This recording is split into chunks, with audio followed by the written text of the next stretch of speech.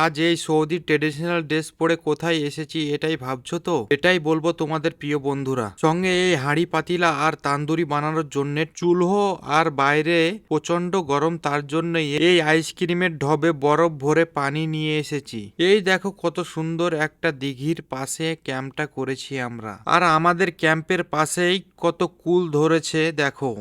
দেখেই জিভে জল চলে আসছে বন্ধুরা। আমরাও গ্রামের দেশি লন্ডা ডালডুল ভেঙে কুল পেড়ে নিয়ে চলে এলাম, আর কুল পাড়াপাড়ি করে খিদেও লেগে গিয়েছিল।